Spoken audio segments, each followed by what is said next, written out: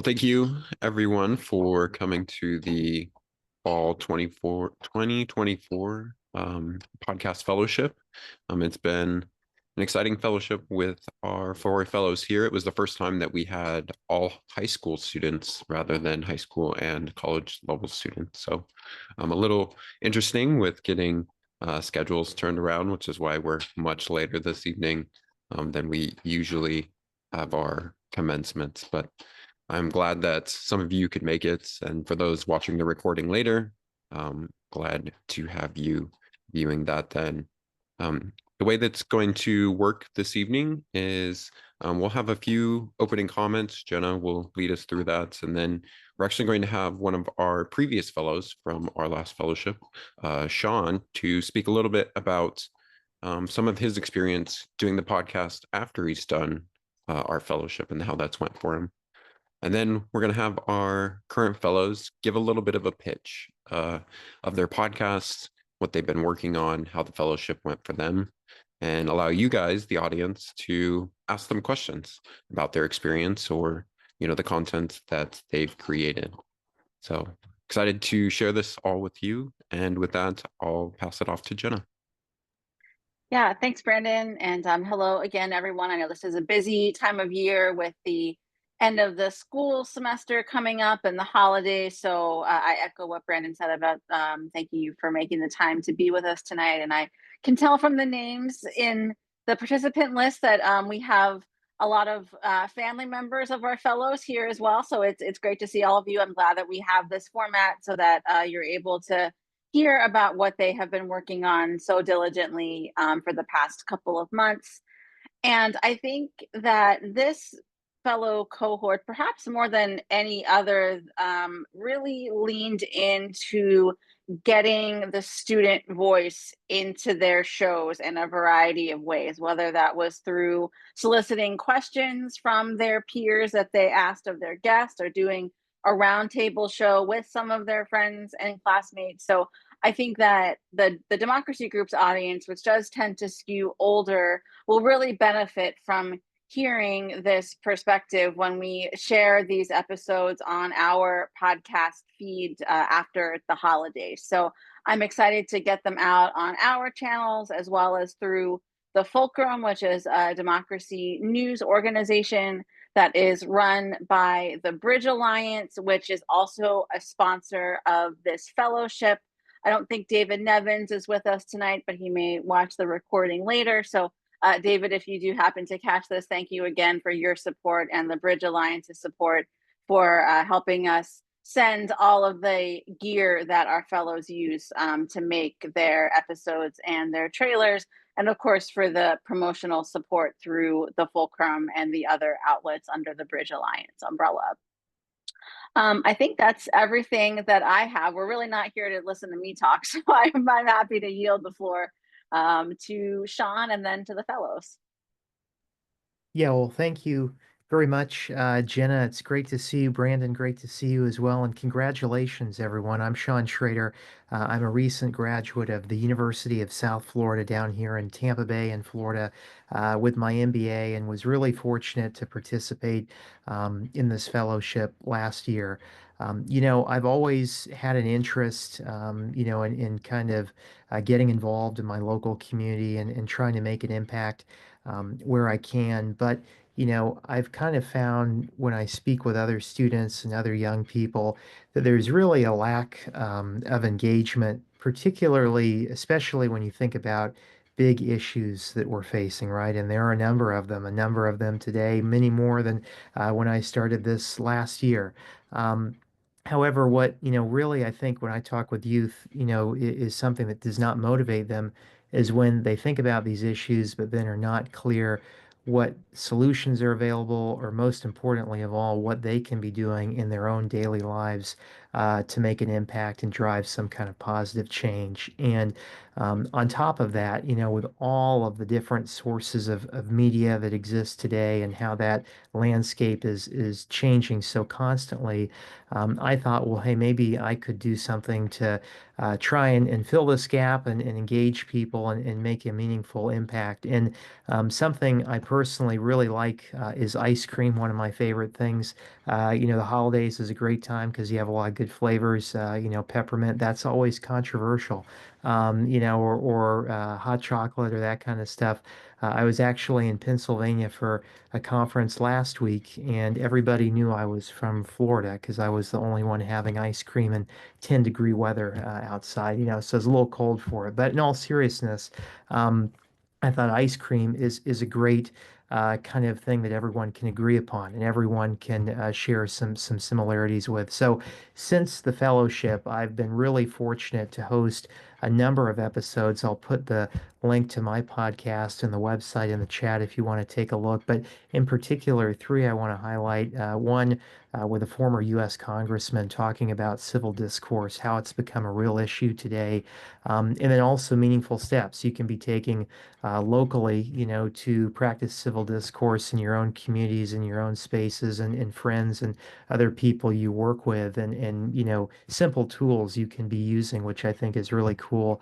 And then another big issue is transportation. That's something that's very common around the country. Is more people maybe are not relying on cars, want to take a train, want to use a bike safely, whatever the case may be. But it's not as easy as it seems sometimes to have access to some of those tools. So thanks to Jenna, I was very fortunate to get connected with a former mayor in Tampa, Florida, big time city for a number of reasons, Bob Buckhorn, and had a great conversation talking about transportation, especially in a place like Florida, which doesn't really have a lot of transit options like you might have in New York or DC with a metro line or things like that. And then again at the end, talking about what can you be doing if you want to see those types of investment in transit moving forward. And then finally, a recent discussion I had was focused on, treating veterans in need and the work that can be done from a private perspective to support veterans, especially those who are struggling with mental health. And I met with a man, Ron Zaleski, who has a foundation called A Long Walk Home based in Florida.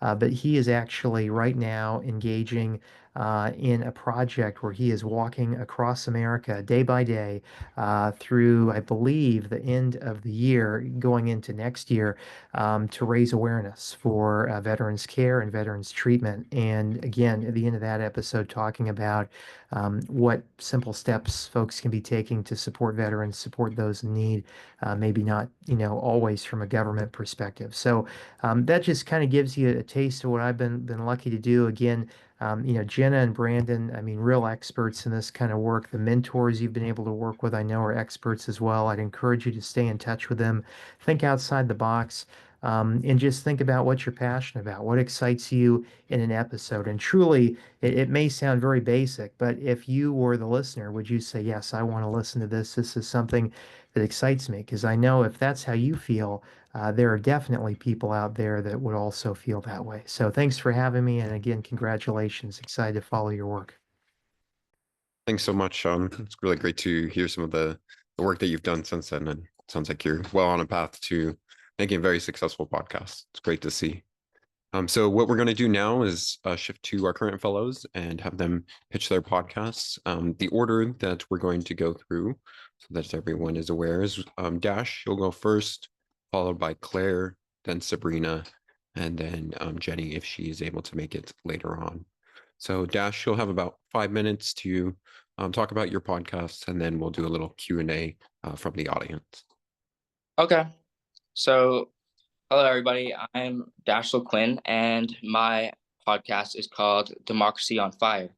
And so I came up with that name because I wanted to reflect how serious the issues are, because democracy in our country and democracies in other countries are in trouble. So, while the name is pretty straightforward, I actually came up with the name from the old playground chant, "Liar, liar, pants on fire." And so the purpose of my podcast is to spread awareness of major common problems in democracy. And the first problem I thought of was politicians telling lies. So that's where it originally came from. And so Democracy on Fire is primarily focused on the US, but I also hope that it'll also spread awareness of problems that apply to other democracies outside of the United States as well. So far I've only done one episode, and it's not too long. It's about 23 minutes, I believe, which is actually longer than I thought it would be. And this episode is the pilot, so it sets the stage for my future episodes. And later episodes will probably be shorter to accommodate the generally short attention spans that people have these days. So anyway, the episode is primarily an interview, and the reason it went on for longer than I thought was because the conversation was really interesting. And so I interviewed a highly accomplished lawyer who also happens to be my grandfather.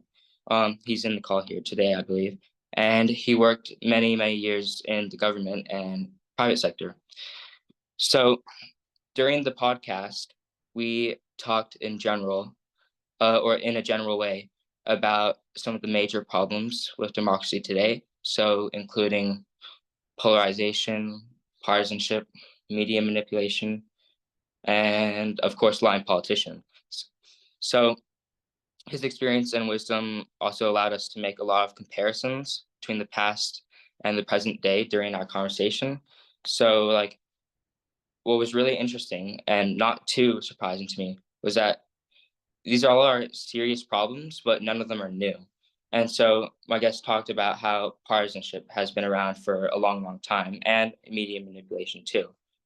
But certain aspects have changed through the years. For example, technology and social media have totally transformed newspapers and journalism, but the underlying problems are still the same. So anyway, there's a lot more to the conversation, but I don't want to give everything away. And yeah, it was really interesting and I learned a lot. So if you check out my podcast, hopefully you'll like it and you'll learn something too. So thanks for listening. Thanks, Dash. Any questions for Dash from the audience?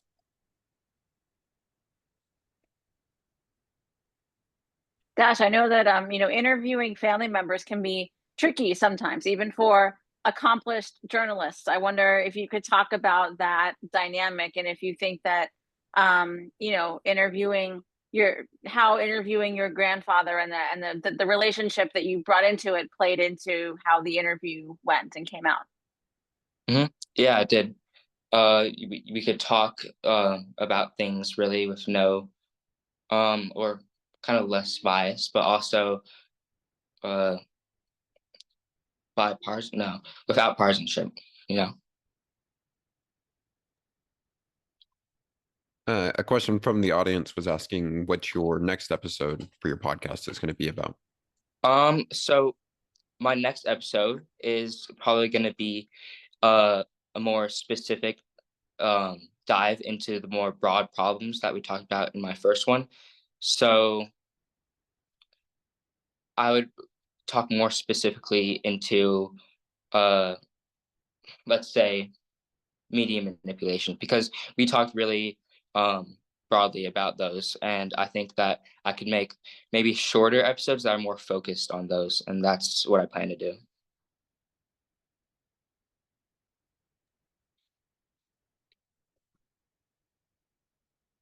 Any other questions?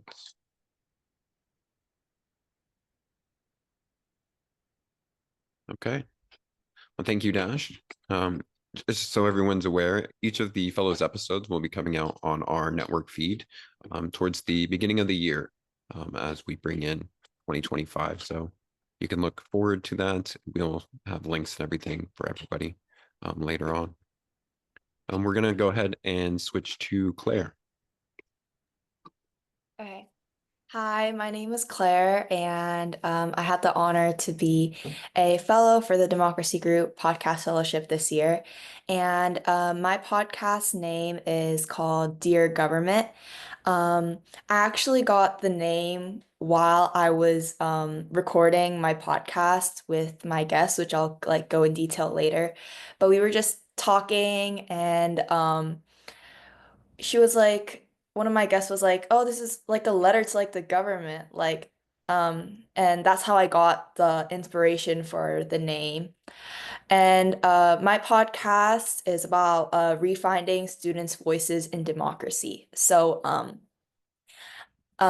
Although I only have one episode out, I'm planning on continuing inviting student guests to kind of like talk about their opinions and their views on political topics such as like climate change, gun violence, and etc. But also like adjusting to like real world like news. So like for example, South Korea's declaration of martial law and stuff like that, like world news, like talking about that. Hopefully I can get into that more throughout the year when I continue my podcast. But my first episode is a reaction to the 2024 presidential elections. I thought it'd be very fitting, and I know a lot of students have strong opinions on the election, so I decided to go ahead and focus my first episode on that. I invited three of my friends from the school's newspaper, and we just talked about anything from like the presidential debate to like the results and everything. And I think it was interesting to kind of like hear their views. And then it kind of like was like reassuring. I was like, okay, like I chose the right topic. Because at first, I was very hesitant of inviting like students on my guests. I mean, as my guests on my podcast. And I was like talking with Brandon and stuff about like my angle and my like audience. And thankfully it all came together, and I'm just glad that I got this opportunity. I learned a lot, and yeah, that's pretty much it. Thank you, Claire. Questions for Claire?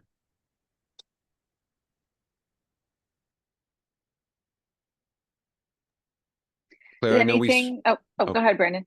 I was gonna say, Claire, I know we spoke a little bit during the fellowship about how you might bring on both the student perspective and then maybe expert perspectives in the future. Can you talk a little bit about maybe plans you have for that in future episodes?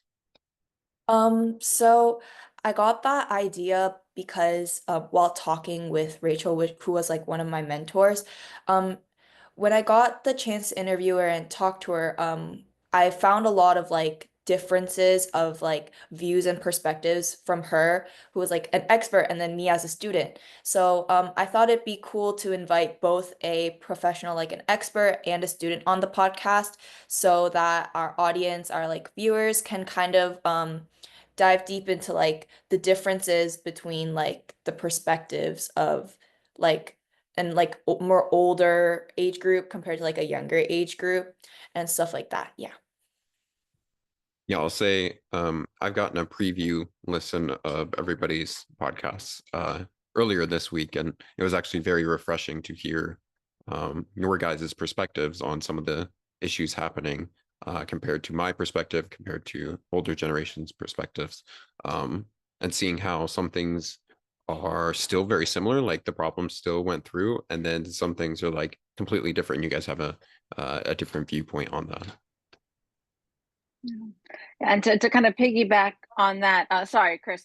But Claire, I'm curious if anything that your guest said surprised you. Like, was this all stuff that you had talked about before you had microphones in front of you, or did they maybe say something that you wouldn't have expected to hear from them, given what you knew about them coming in? So one of the lessons that we did with Brandon was learning how to do like pre-interviews.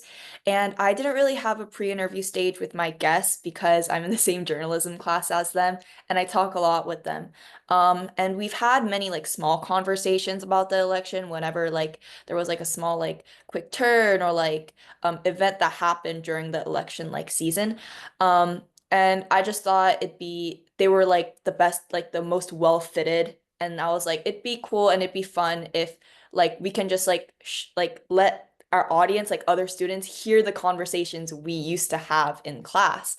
So that's how I got to choose my guests and bring those conversations back. So I guess technically I like there wasn't like a wow factor when I was like, oh my gosh, like that kind of moment when I did my podcast, when I was like recording it.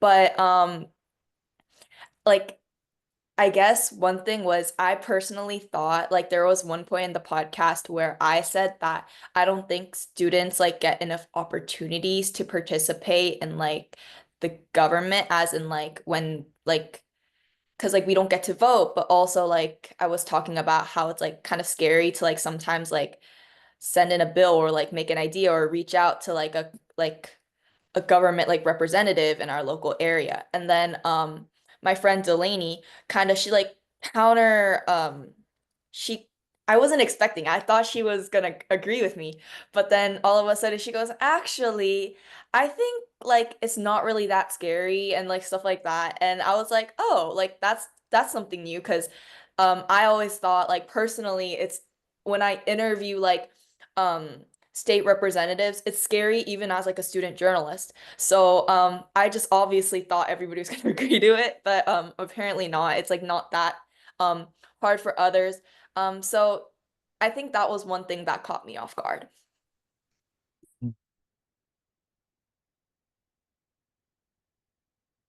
I was just going to ask if you could come up with some examples of how you think young people's opinion and perspective is different. That's, you said it, and so did Brandon. I'm just kind of, wondering what's an example of that?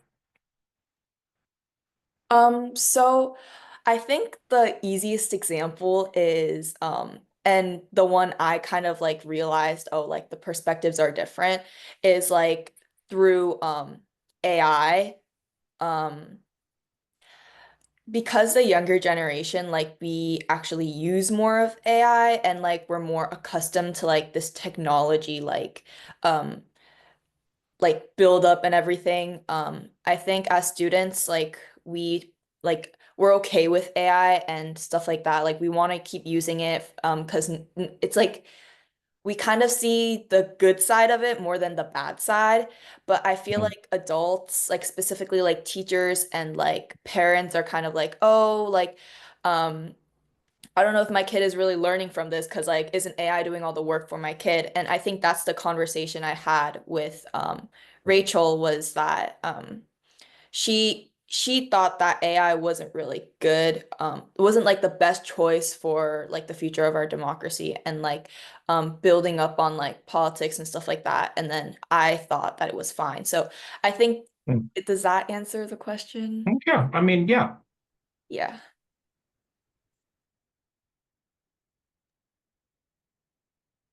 Any other questions?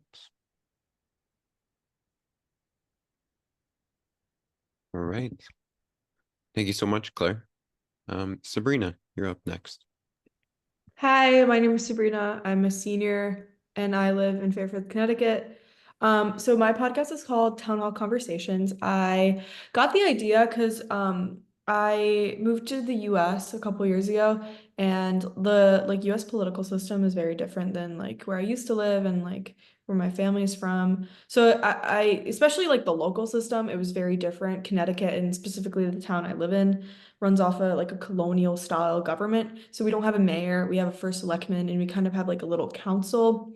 It's very interesting. But the point is, I started working with like local campaigns and local government, and I am very interested by it. I think it's very cool. But people don't tend to like know a lot about it, um which I think is kind of concerning because this is where like the decisions that impact you the most. Well, yes, presidents are very important. I think that like your mayor or even like your state legislator, like those are the people that will bring, especially in the state legislature, these are the people that will bring money home to like build roads, or if you have an issue. In my podcast, my first episode, I talked to Jen Leeper. She's a state rep for one of the districts in my town. She specifically talked about like sidewalks being built with people calling her and like bringing the money down from Hartford in order to get like the sidewalks built. So really, if you have a problem, the person who will help you the most, like, and quicker is like either your local government or your state government. So the idea came from, I was talking to one of my teachers, and she knows I'd done like civic stuff, and she'd told me she'd moved and asked me if she had to re-register to vote, and I was like, yes, of course you have to re-register to vote. And then a couple of days later, she told me, and I asked her, I was like, oh, so do you know who your candidates are? And she was like, well, yeah, obviously. And like, I was like, no, I'm talking about like the local candidates. And she didn't know. So that's where the idea kind of came from. And so what I did was I put out a little like Google form to a couple journalism classes and civics classes. And I like got questions. I was basically like, what do you guys want to know? And it didn't have to be like anything policy based. It could just be like, even like, I think someone asked like, what do you do every day? Which is a completely fair question. I think we get taught in schools a lot like, oh, like the House, the Senate, Congress, whatever, but we don't get taught like what the comptroller does or like what a judge of probate does. So what I intend to do is not only see where the gaps in knowledge of local and state government are, but also make people feel more connected to their local and like state governments and like make them feel more engaged in the civic process. So I interviewed Jen Leeper, and she talked about like her process and how she came to office. She's really cool. She's actually considered pretty young for like in the legislature, and she's really awesome. She talked about there was like this like scandal in town over UI and them taking like a land easement, and she like really explained like how it worked, how she helped them, and like it's still like a current event that's happening right now. And it was really cool to talk to her about like the process and how she dealt with bringing money down and like talking to the people, and I thought it was really cool. Yeah, and I took the questions from my classmates and I asked them, and I had like a 40-minute conversation. It was really, really enjoyable. Yeah, I think taking questions from who your potential audience is was a fantastic idea, and it was great to hear them weaved in throughout your episode. So excited to see how you continue that in future episodes. Do you have a sort of a roadmap for what positions or people you might be interviewing next? Yeah, I was thinking of doing possibly a state senator. The state senate functions very differently. Either that, or I wanted also to do like the comptroller, or like the secretary of state, or like the something like niche that people don't know about, but that I can have like a really good like in-depth conversation, not only about what they do, but about policy and like how can people feel more connected to them. Other questions for Sabrina? So Sabrina, I'm forgetting this answer from your interview, but does Representative Leeper have plans to run for higher office, or did you get the sense that she's kind of satisfied where she is working at the state level? I honestly, I didn't get the sense. I think she really enjoys the work she does, and I've gone to talk to her like previously, apart from the interview, and she really does love the work she does. She really does it for the work. I really think that she will continue to run and maybe just will go for like Speaker of the House or something like that. But I don't think she wants to run for the Senate.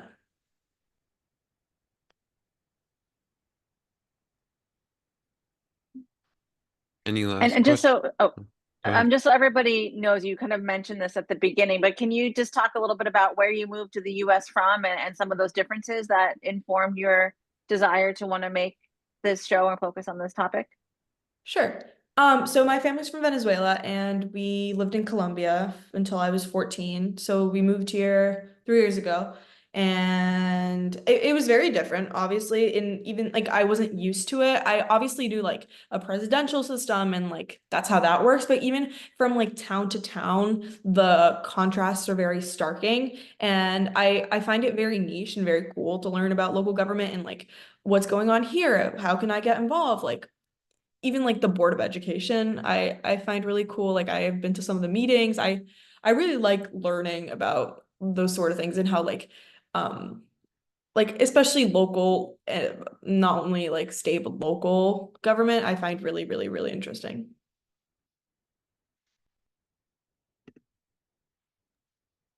There's a question in the chat. What are some of the issues you're excited to cover? That's a good question. I think I really want to not only get like the perspective from students, but I also want to know what like adults don't know. I definitely know that we may be less educated, but some people I've talked to don't know anything, and which is fine. I think it's no fault of their own.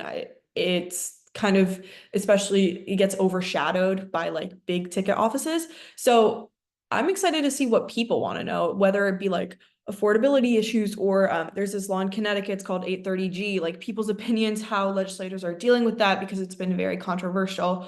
In town, there's also been a racial balance law in schools that has caused redistricting, and it has been this whole thing. So I would be interested to talk about that. Probably more UI, but people are getting kind of tired of that. So yeah.